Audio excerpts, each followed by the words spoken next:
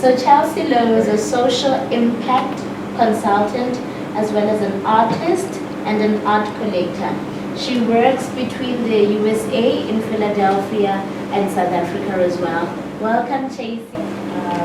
My mission is art is a tool to build a more connected, more empathetic, and a more beautiful world. So that's really the mission that I'm moving forward with all of the work that I do.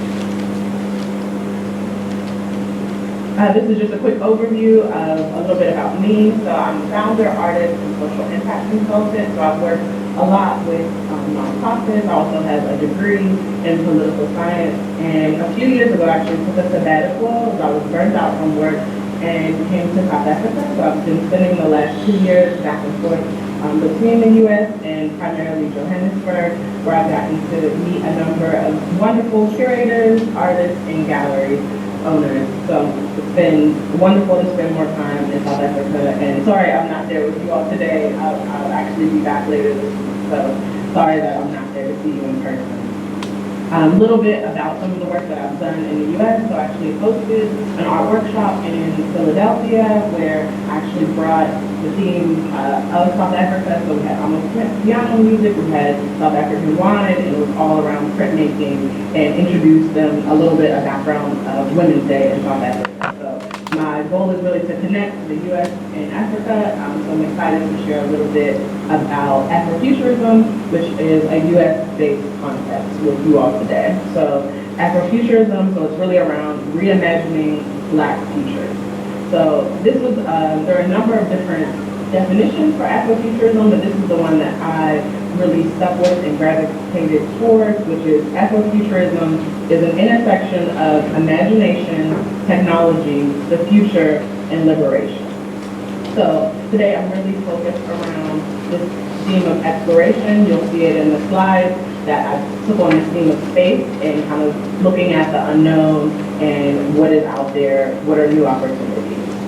So the history of Afrofuturism, the term was actually coined in the early 90s in an essay called Black to the Future, and it related to the term around African Americans' experience of survival, liberation, and, as I mentioned, envisioning futures.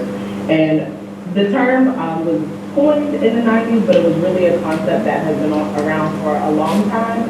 So one of the earlier examples was actually from the 1920s with W.E.B. Du Bois. His short story, he actually wrote about a comet that comes and attacks or lands in New York City and killed everyone with gases except 2 people, a couple, and kind of their story of surviving this attack on New York City. So that was one of the earlier examples that I found in literature. And then for Afrofuturism, it is across multiple mediums of art, so not just literature. So you see it in music, you see it in art, but across those platforms there are common themes. So the first one is around reclaiming. So I saw an example around reclaiming innovation or reclaiming innovators, the innovations of innovators, so creators that their ideas or their concepts that were stolen, so taking that back and owning it for themselves.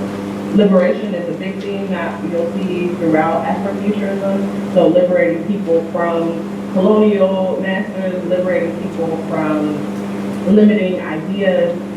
So liberation is a big theme that will come up.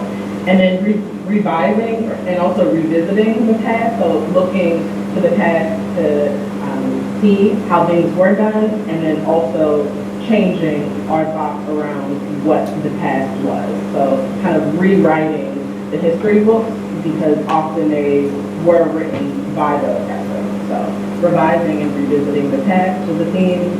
And then predicting the future. So a lot of times in sci-fi and in these like white dominated cultural spaces, you don't see Black people represented in the future. So Afrofuturism is really looking at what does it look like when Black people live and thrive in the future. And then throughout the entire focus of Afrofuturism,